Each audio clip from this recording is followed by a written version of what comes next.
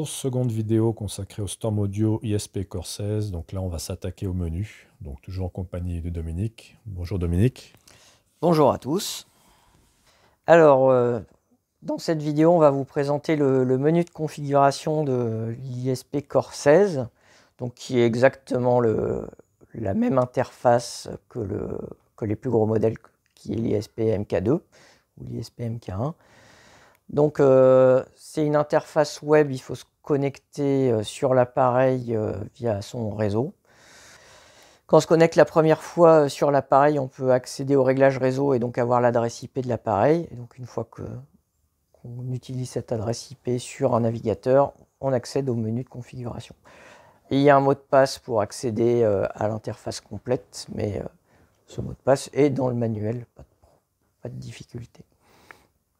Donc on commence par la page système qui définit tout simplement l'appareil, son numéro de série. Le software, donc ici nous avons la toute dernière version, la 4.3, qui vient tout juste d'arriver. Une carte HDMI pour l'instant donc 2.0 avec 7 entrées et 2 sorties, dont une sortie IARC. La HDMI 2.1 est prévue pour la fin de l'année ou l'année prochaine. Le Core 16 se différencie de l'ISP MK2 principalement par ses options. Donc nous avons le package, donc c'est un package qui comprend toutes les options, donc nous les avons toutes.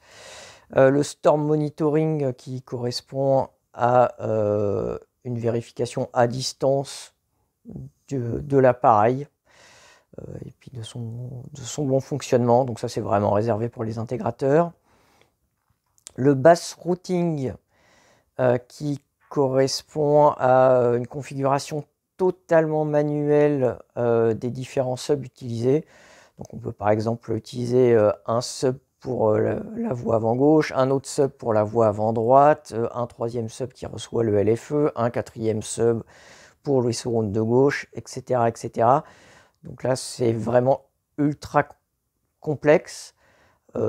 Sinon, sans cette option, on est sur quelque chose de relativement simple où tout ce qui est tous les signaux LFE plus des enceintes small sont reroutés sur tous les subs en même temps qui reçoivent tous le même signal.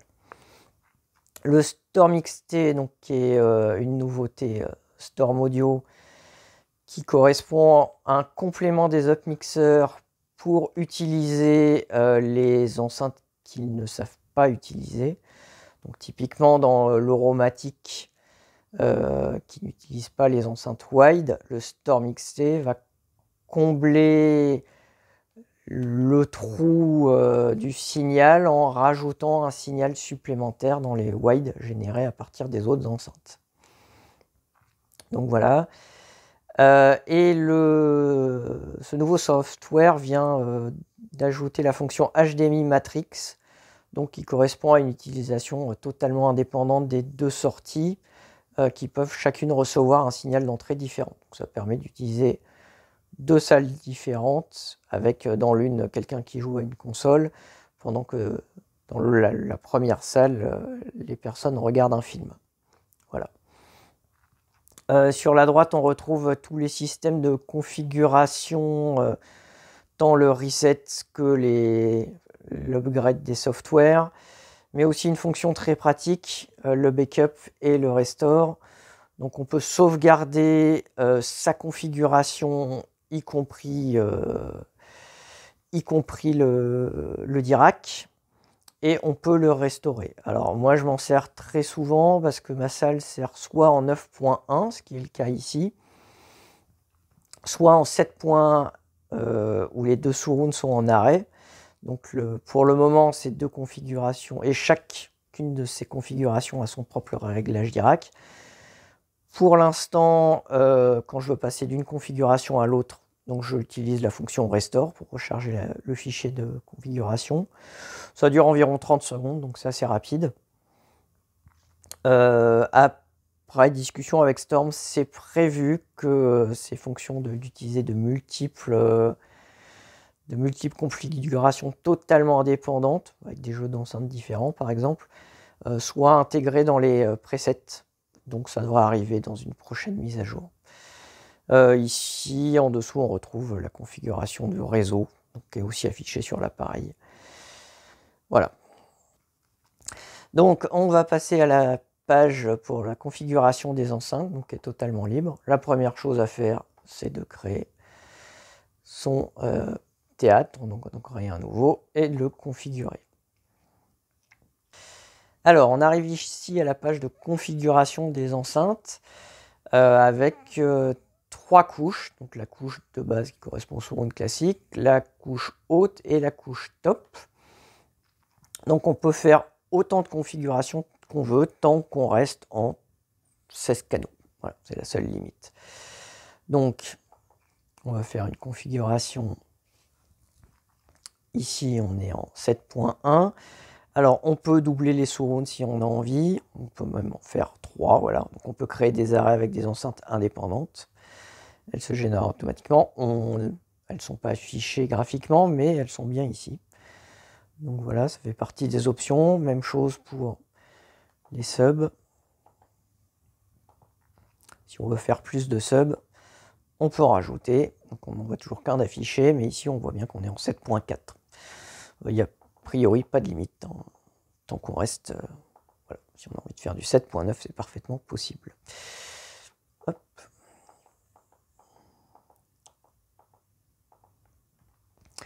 Voilà, donc on va partir d'une configuration 11.1.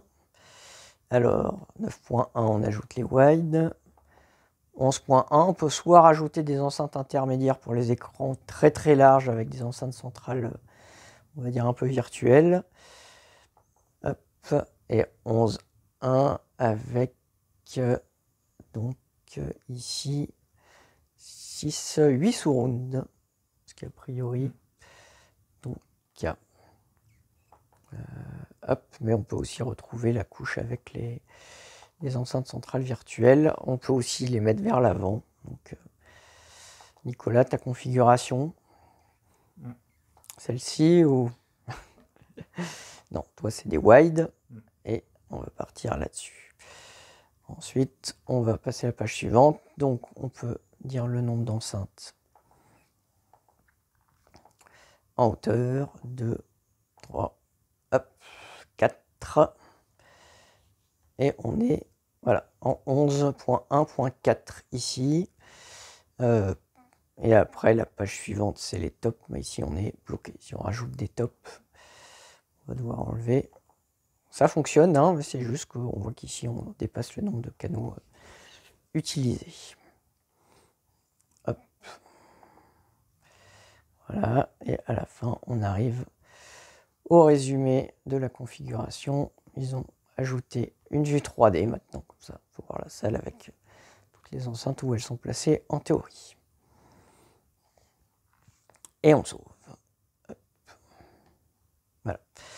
Alors une fois qu'on arrive à cette page, on arrive à la page de configuration manuelle des enceintes. Donc on peut définir si les enceintes sont en small ou en large, définir les fréquences de coupure, le type de filtre passe haut ou passe bas. Il y a un filtre de protection du caisson éventuellement. Bon, il coupe à 10 Hz hein, par défaut, donc autant dire qu'on peut le laisser en on. Il ne se passera pas normalement pas grand chose. Comme toutes les entrées sont, les sorties sont adressables, on peut éventuellement rebouger les enceintes si nécessaire. Alors, donc sur cette page, on règle les fréquences de coupure. On a une seconde page si on veut y aller en manuel pour régler les distances, les niveaux. Il y a des protecteurs si on dépasse des trop hauts volumes. Et la fonction égalisation manuelle qui est disponible. Donc voilà, qu'on peut choisir. Ça travaille avec roue à la base, hein, si on veut passer en configuration manuelle. Donc une fois qu'on a configuré toutes les enceintes en manuel, bon, ce qui ne sert strictement à rien dans notre cas, on peut enregistrer un profil qui sera un petit peu le profil de base, l'enregistrer. Donc on peut créer plusieurs profils avec des enceintes désactivées ou autres. Alors on ne peut pas changer la configuration complète, hein, c'est juste désactiver des canaux. Mais on peut supprimer enfin, on peut pas supprimer des canaux ou en rajouter, mais on peut en désactiver certains. Une fois qu'on est là, on sauve. Et voilà, on arrive à une nouvelle page qui permet de corriger les enceintes éventuellement, c'est-à-dire que si on sait qu'une enceinte n'est pas sur la bonne sortie, on peut modifier. Alors, tac. On va revenir à la page. Des fonctions très intéressantes, justement, qu'on configure en manuel, c'est qu'il y a un générateur de bruit qui peut être utilisé soit en bruit rose, soit avec une fréquence fixe. Et on peut choisir chaque enceinte individuellement, donc ça permet de vérifier les niveaux des enceintes, qu'elles sont bien réglées. Typiquement, si on s'aperçoit que le sub est en train de sortir dans la centrale, on peut aller changer la sortie en refaisant save et en changeant la sortie utilisée. Très pratique parce que, comme vous l'avez vu, par défaut, Storm configure les sorties automatiquement et ça ne correspond pas forcément à ce qu'on a branché. Donc voilà, hop, désactiver le générateur. Une fois qu'on est là, on peut lancer le Dirac. Donc c'est relativement simple. On appuie sur le bouton Dirac, on fait nouvelle calibration et à partir de ce moment-là, on repasse sur le PC. Il reconnaît automatiquement le Storm, pas de licence à rentrer, quoi que ce soit. Et on fait une configuration tout à fait classique. Une fois que c'est fini, ça charge automatiquement dans l'appareil directement depuis le PC. Et voilà, et on le retrouve. Alors, petite démonstration, parce qu'on va revenir à une configuration avec Dirac. Hop. Voilà, ici ma page avec mes deux configurations. Donc une en 7.1 arrêt qui utilise toujours 9 enceintes et l'autre en 9.1. Alors, nouveauté sur cette version du software. Donc on a une page settings un peu plus complète qu'avant. Donc on peut choisir pas mal de paramètres. Une petite nouveauté, il y a un petit OSD qui est apparu. Alors pas pour la configuration, mais juste pour indiquer le volume, l'upmixer utilisé, le format natif. Donc quelques informations relativement de base. Bon, donc c'est pas forcément utilisé. On peut choisir entre 16 neuvième ou 21 neuvième pour qu'il l'affiche au bon endroit. Alors chez moi c'est inutile puisque la partie, je n'utilise pas la sortie vidéo du Storm, donc je ne pourrais pas afficher l'OSD. Voilà, donc je ne pourrais pas vous faire une démonstration. On trouve la configuration de la télécommande réelle ou virtuelle d'ailleurs, avec le choix des configurations. Une petite partie paramètres avec les réglages de la limitation du volume, le DRC, et puis le choix du volume à l'allumage, ce qui peut toujours être pratique. Il y a aussi une fonction, un bouton pour baisser le volume automatiquement de 20 décibels par défaut. Voilà, alors la configuration du système, c'est quand même relativement limité. On peut mettre le réseau en stand-by ou pas et avoir un allumage rapide. Bon. Voilà, alors le panneau d'affichage de l'appareil a quelques paramètres aussi. Ce qui manque, et qui viendra peut-être un jour, c'est qu'on ne peut pas choisir d'avoir les vumètres configurées en permanence. Donc ça, c'est un réglage qui, j'espère, arrivera un peu plus tard. Et ensuite, on a la page des triggers qui permet de faire pas mal de configurations. Voilà, la dernière fonction qui, personnellement, ne m'a jamais servi, c'est la page de configuration des délais. Donc aussi une nouveauté, l'auto-lip-sync qui a été activé dans le dernier software. Voilà. Si nécessaire, c'est disponible. Les presets, qui est une petite nouveauté, donc qui permet d'avoir des profils réglés avec plusieurs paramètres. Par exemple, moi j'ai un une calibration d'Irak, comme j'ai une toile micro-perforée avec les enceintes derrière, j'ai une calibration prévue avec l'écran et une calibration pour quand j'écoute de la musique sans écran. Donc voilà, chacun des presets est avec son profil d'Irak type et sa courbe d'Irak par défaut. Et on peut choisir là aussi l'upmix par défaut en fonction de... Donc rien n'empêche de se faire une configuration Dolby Surround, une autre configuration, un autre preset DTS Neuralix. Donc alors, le DTS Neuralix, c'est bien du TSX Pro dans cette version. Voilà. La page de monitoring qui est une page relativement intéressante qu'on fait des tests moins le reste du temps. Donc on a les fameux vumètres. Donc on voit que le firmware est commun à tout le monde puisqu'on a les 32 canaux disponibles alors qu'en réalité ici on n'en a que 16. Donc on voit le nombre de canaux en entrée par défaut. Donc là il n'y a pas de signal, donc on est en 5.1. Et le nombre de sorties utilisées par défaut là aussi. On peut voir aussi les niveaux des sorties son HDMI, si jamais on utilise le son sur un écran au lieu du préampli. Donc voilà, pas mal de paramètres. Donc ces vumètres output sont visibles maintenant sur l'afficheur de l'appareil. Voilà. Et ensuite, on arrive à la toute fin avec la page de télécommande. Donc avec les différentes entrées, donc ça qu'on retrouve sur la télécommande et l'application, l'allumage, et ensuite les presets avec donc l'information sur le flux audio entrant, le mix qu'on applique et l'activation du StormXT ou pas. Voilà. On a quelques fonctions supplémentaires pour remonter les niveaux de la centrale à la volée au cas où, des surrounds, du sub, donc sans aller dans les menus de l'appareil. Ça peut être fait directement depuis l'application. Alors le brightness, c'est les sons aigus, tout simplement. Voilà.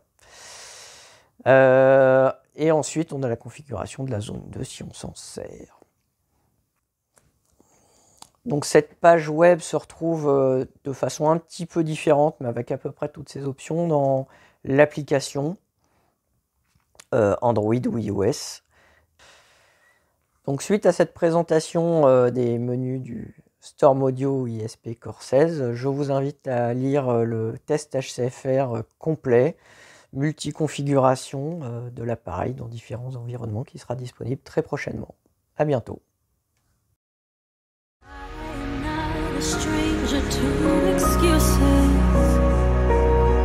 Burned me once or twice. I expect that